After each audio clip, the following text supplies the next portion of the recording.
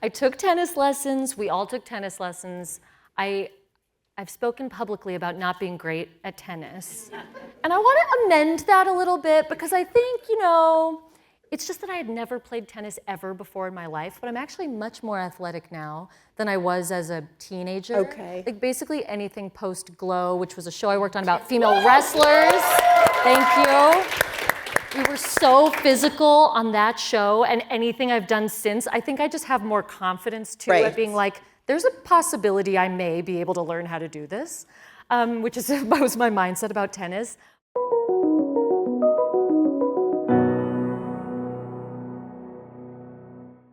Please welcome the amazing and talented Alison Brie.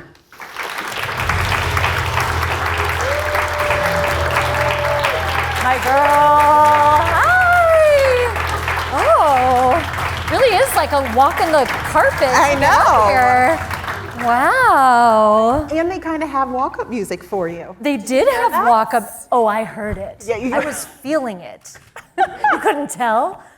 Maybe I should do the walk-up. I saw, you know what, if you weren't wearing this particular outfit, if you guys haven't seen yet, I can't remember where the video is, you were breakdancing on the set of true. Apples. Do you know, someone just tagged me in a video and they did like a side-by-side video of me breakdancing on the set of Community 13 years ago and then me breakdancing on the set of Apples, and it's the exact same two moves. I was like, well, the jig is up. Like, those are the only moves I know, and I break them out once on every show. Oh my God, it's really, really good. And by the way, I love that Amy has become like a verb on this show. Like You're aiming. Yeah, you're aiming. Yeah. It's so fantastic. So let's jump in first to this particular episode that everybody, I love how I'm pointing here. I have no idea what's here. I'm like this, what you just watched. Did you approach it any differently since it was your episode, a standalone episode, versus the other episodes? Sort of. I mean, at large, the answer is no. The character was who she was throughout all the episodes, and there was no way, the way that they're going to film it and the way they're going to edit it is going to change the perspective that you're looking at, each episode through. But there's another part of the answer, which is yes, in that I think reading this episode is what made me want to do the show. I mean, they sent me just 3. So I was like, they built to 3, and I was like, oh, what's going to happen to these people? What's going to happen to Joy? And wow, what interesting things to learn about this character, and what a challenge to tap into this depth of emotion and all of that. So the 3rd episode, I worked on it differently in that I worked on it so much. I read it constantly. Okay. We block shot the episodes. So we were shooting the first 2 episodes for 6 weeks or something. We didn't even get to this, you know what I mean? It wasn't sort of like the normal, we had a good amount of time on the show, and it wasn't like an episode a week or anything like that. And I could really I would just read the 3rd episode constantly, especially these bigger Amy moments. Sit with them, be listening to music, thinking about Amy's big monologue at the hospital. And even after we shot the episode, it remained my touchstone for the character throughout the rest of shooting. Our director of the episode, Dawn Shadforth, would often, when we were shooting scenes, and she directed episodes 3, 4, and 5. Okay. And anytime we were shooting scenes in that block, she would sort of come in and tap into things that I say in that monologue, and it would bring me right to where I needed to go. So in so many ways, I only worked on this episode. Got it. And then I just let that work sort of seep out into all the other episodes. Oh my God. And by the way, who has seen all, I think it's 7 episodes? I don't want to, okay. 4 people. You guys. Well, spoiler alert, Brooke slept with Savannah. I'm sorry. Yes, but also you guys have to watch all 7 episodes. Watch them all. So I devoured them. It is. Watch them all. Yes, it is so, the payoff, everything, it is so good. Okay, so let's go back to the final scene, the final 5 minutes of this particular episode where you and your father go into the morgue to identify a body it's not joy, and you come out and you just break down. I mean, it's so, the range of emotions you had to play in that scene is remarkable. So walk us through that moment in particular. Well, I think the reason that that became so important to me to hang on to for the character in general was that you sort of learn everything about Amy in that moment. You know, she is overflowing with emotions that she cannot control at any given moment. And she is unlike the other members of her family in that way. And she is an empathetic, compassionate person. And she can be extremely vulnerable. And I mean, that's the most vulnerable we see her ever, I think, in the series. And also in that moment, we kind of see this shift in her, and this decision is made to share information with her family, which starts out sort of against her will. But she takes ownership of it, and I think it was just all about truth and honesty and stripping everything away. I mean, I do think in general that Amy, while the rest of the Delaney family thinks of her as like putting on airs in terms of her spirituality and things like that, I actually think she's a really authentic person and has like spent a lifetime doing a lot of work to undo a lot of things that were ingrained in her childhood, and that it actually is extremely authentic. At the same time, I don't know, don't we all wear some sort of mask? And especially in front of our family, we have a lot of armor that we kind of have to wear sometimes to navigate those relationships. And in that moment, she's totally raw. She's totally speaking the truth, which I think can be really hard. I don't know, so much in a family is unspoken or it's already established. But how often do you just like lay your soul bare in front of your dad when you're an adult? Yes. You know? Yes. No, it's so true. Amy's finally free, I think, in that moment, which is why we see her reaction as she's walking away. But how much fun was the scene right after? So you break down, and then you and Essie, who plays Brooke, you two go at it. Yeah.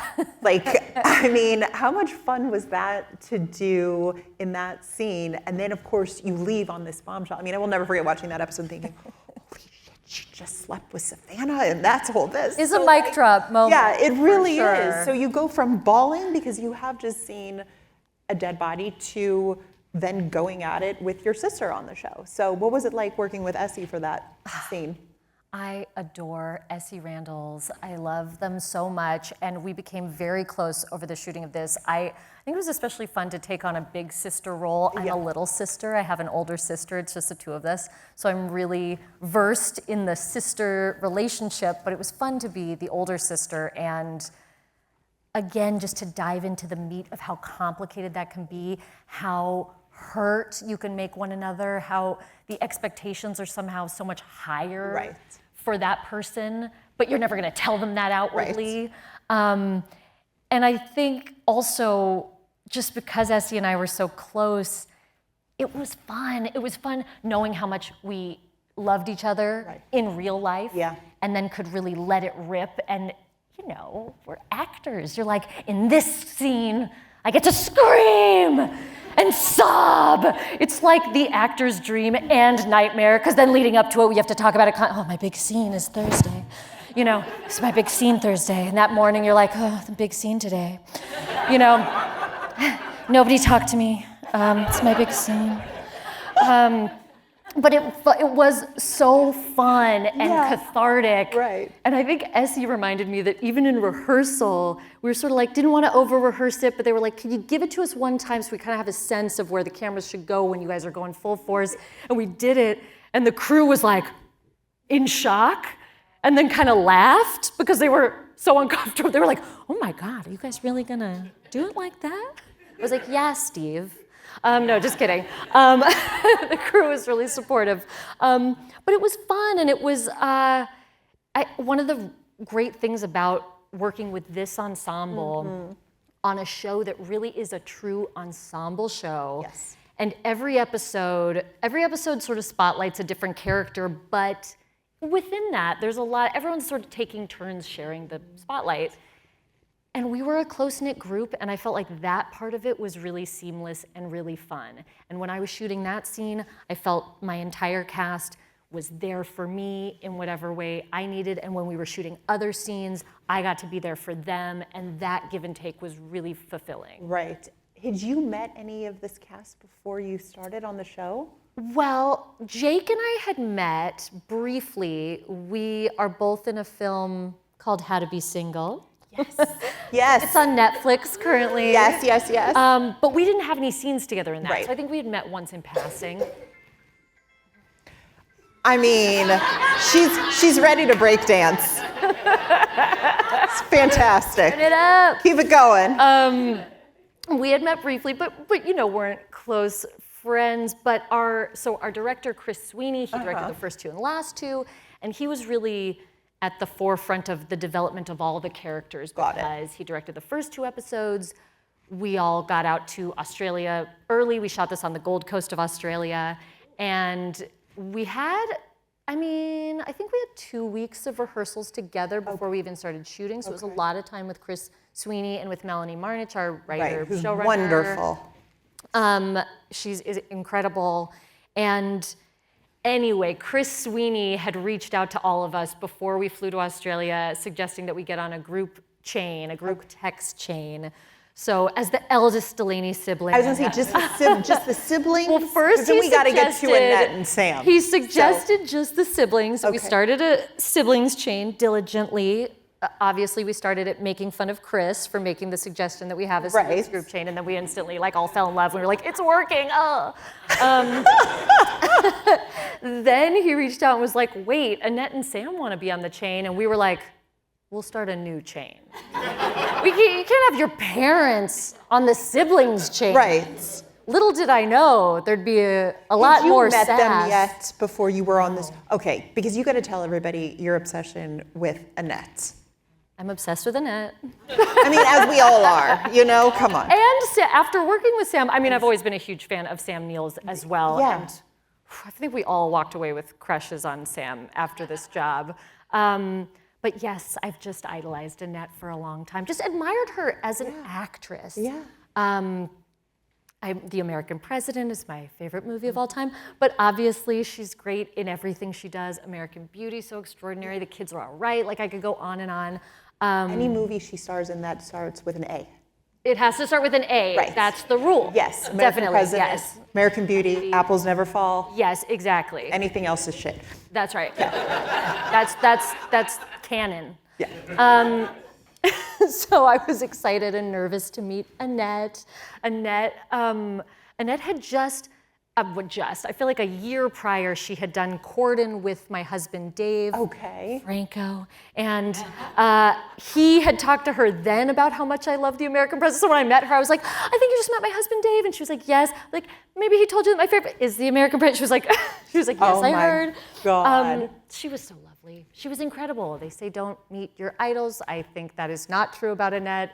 She is a cool customer. She is such an extraordinary actress and person and leader on this set, and funny and joyful and assertive, and it gave me chills. There were days, this is what I'm talking about, honestly, having days where you would sit back and just be a part of the ensemble in a scene with maybe no dialogue, watching people act. There's a scene in the 5th episode that is just a big blowout fight between Stan and Troy, and Annette gets in on that action, and Essie and I were just holding each other in the corner, chills, tears in our eyes, like we're not even on camera, I'm doing some of my best work. But it was extraordinary to work with Annette. And in this episode in particular, we got to have that scene at the start of the episode in the car together, which was extremely meaningful. Yeah, I was gonna say, how did you relate to the character of Amy? Because it's so easy to blow her off in the beginning as like, oh, she's so new agey and stuff, but there's so much depth to her. And you really do feel sorry for what she has gone through, because she's just, I think she'll get there eventually, and she is getting there in the series. Yeah. But she's just a late bloomer in a way. So how did you relate to her, and what did you appreciate about her? Well, having grown up in Los Angeles and having gone to art school, don't think that I haven't bought some crystals, lit a candle under the moonlight, like wrote a prayer on a piece of paper and kept a candle burning for 7 days, hoping that my movie got into Sundance. And it worked. One time it worked. Which for what? Horse Girl. Way to go. It was a coordinated candle effect.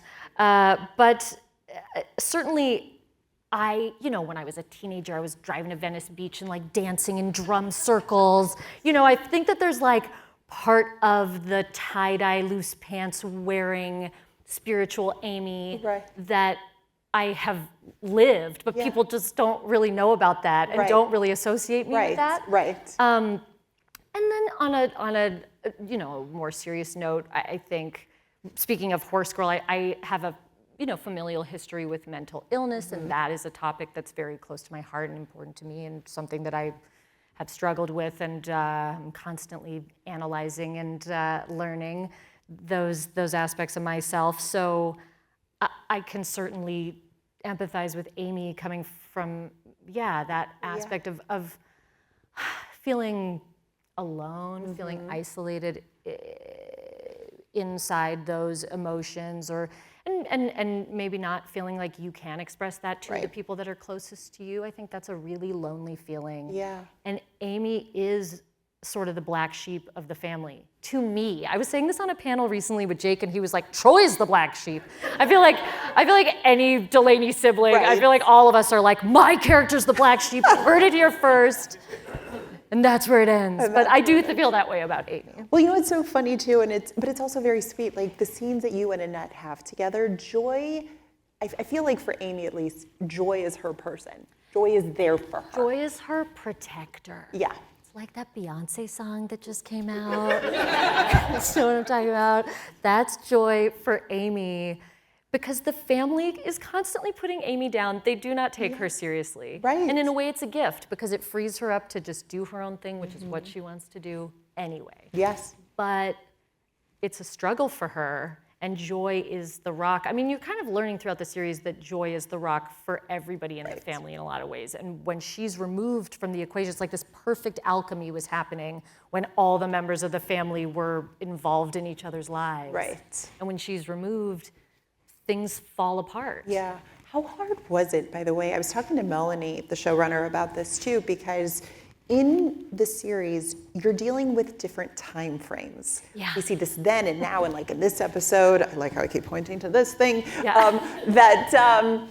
you start in the beginning when you just decided to drop out of college. So how was it for you as an actor to go between the multiple time frames in each episode? Because I would imagine that was not easy to do. It was interesting. Yeah. It was kind of tricky because because the time difference is like 8 months. Right. It's not like 15 years where you're like, the start of this episode is like, I've got bangs.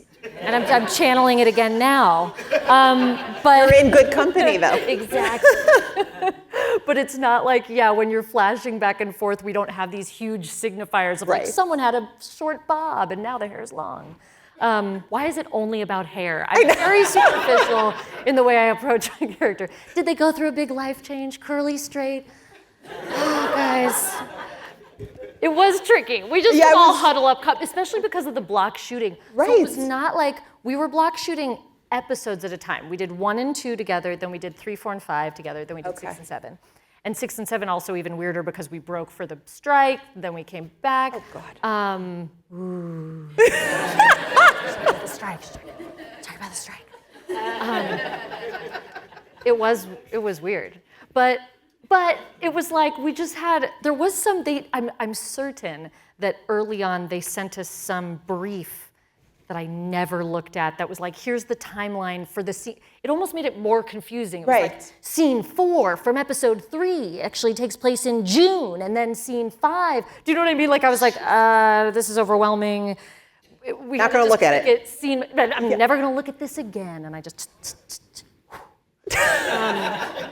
I think we all just would check in with each other whenever. I mean, it was easy if Annette was in the scene. Right. I knew it was the past. Yes. I'm telling you, you guys have to watch this series. It is so damn good. It was fun. It's fun. Okay, so you were sent originally, going back to the start of this whole project, you were sent episode 3. How did the project come I was sent about? 1, 2, and 3. Oh, you were sent 1, 2, and 3. I didn't just drop into 3 like all of you guys. Well, that's what I thought they did. Like, they just sent you 3, and they were like, wow her with 3. Yeah. Tell her she's the star. But I got it. It was, okay. They sent me 1, 2, and 3. So I think that You need to host a talk show. Has anyone ever said this? You need to host a late night talk show. Seriously. I mean, we know how funny you are. We see in all these roles, but my God, like, just seriously. Okay, go on. Sorry. They sent me the first 3 because I think those were the only ones that were like fully locked and finished at the time. I think that's what they sent Jake as well. Okay. And I hadn't read the book, as we'd established, but I was coming off of a press tour where I was saying Annette Bening's name 5 times a day, talking about The American President being my favorite romantic film of all time. And it's my favorite movie at all, like for all types of movies. Anyway, sorry, enough of that. And I got the phone call, and it was just like a balance of things. It was like, this show is starring Annette Bening and Sam Neill, and I was like, I mean, in. Exactly, say less. But then they said it shoots in Australia for 4 months, which turned out to be 6 months, or you know what I mean? Right. Which felt a little scary. I had never been to Australia. Now I want to move there. I love it so much. And since I've gone back and shot another project with my husband there, I can't stay away.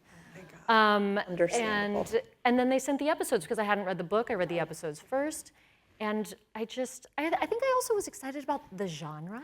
Never done mystery before. I loved Big Little Lies. I love Leanne Moriarty as an author. I love her books. I've read several of them. Yeah, she's so brilliant. Did you want to know how the series was going to differ from the books? Because it does.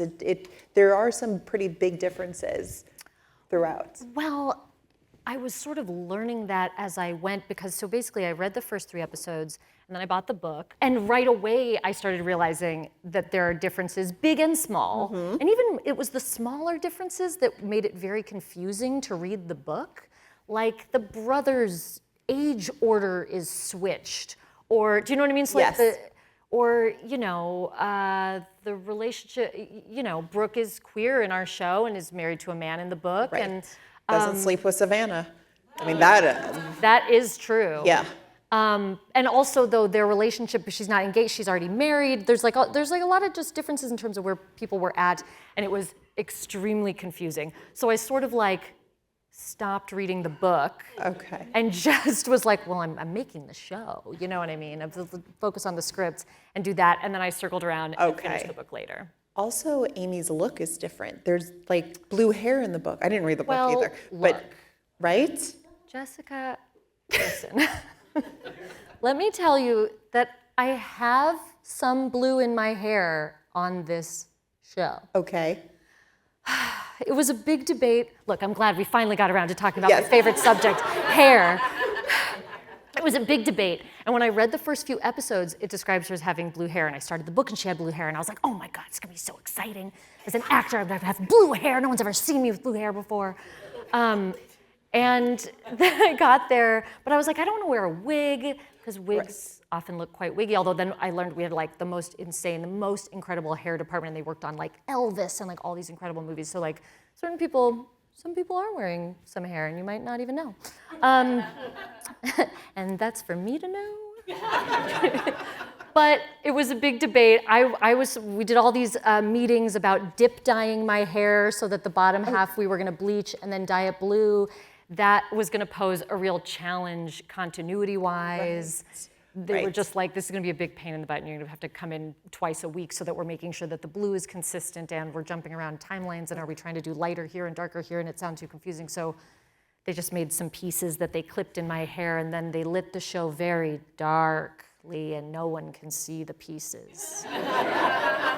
But I want you to know that I there is some diligently went to the hair and makeup truck every morning, got those pieces clipped in, and we said, wow, so much blue. Can't even believe these 3 strands. Oh my God.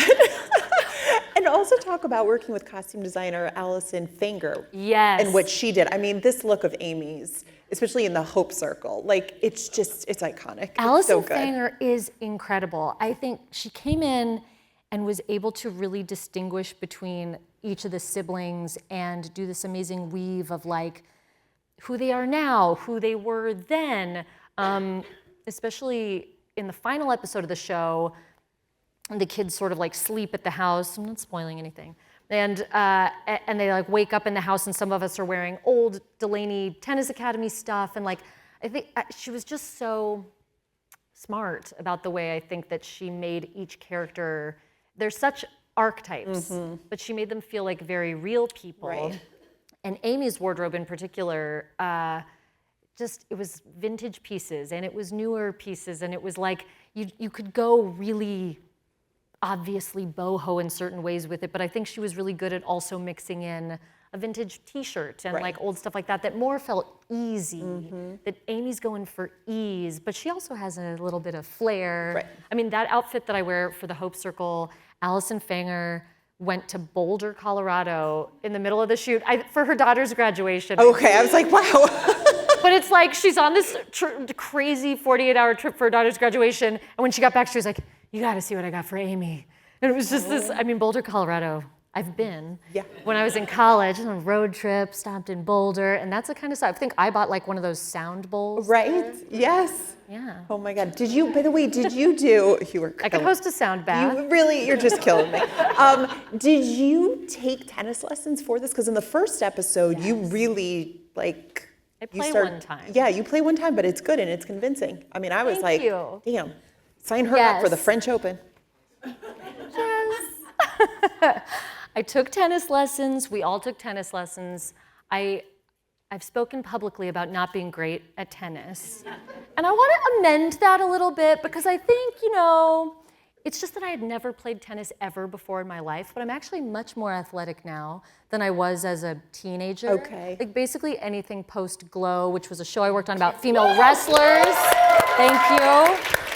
We were so physical on that show, and anything I've done since, I think I just have more confidence too at being like, there's a possibility I may be able to learn how to do this, which was my mindset about tennis. But 4 weeks is not enough. It was a short timeline up to shooting that. So I was actually getting better at it slowly but surely. But we're supposed to look like pro level, I mean, just below, these are people who have been playing tennis since they were small children. It was easier to learn choreography at the end of the day for my one tennis scene. And we shot it with no ball. But look, it's movie magic. It's streaming magic. I love you so much. It's not even like, we have got to get you not just an Emmy nomination, but an Emmy win, because I swear to God, like just what you do, it's so good. Because we've been out of time for a while, but I don't care because it's just so fun. The clock is just saying, kill yourselves. Yeah. I'm sorry. Can you believe I went blue. What if like Meryl Streep was out there waiting for her next panel? She's not, by the way, but what if she was and be like, we're sorry, like we're not done yet. Finally, though, tell me, what do you hope the message is of this series? Because I do think there's something to really take away from it in terms of, you were talking about the mental health aspect, which is so crucial to really understanding. But what do you hope people, when they're done watching, they take away and understand? Well, we've all been saying that the moral of the show really is call your mom. And I think that, in a slightly more global sense, it really is about appreciating the people in your life when they're in your life right now. There's no better moment than now to tell those people what they mean to you, because anything could happen. Yeah.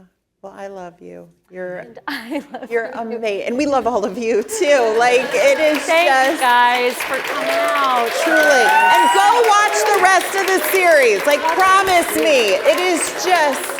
Like I will tell anybody, this series is it's just so rich and it's so entertaining, and the performances are to die for. So anyway, go watch, and thank you for being amazing. As always, thank you guys. I appreciate it.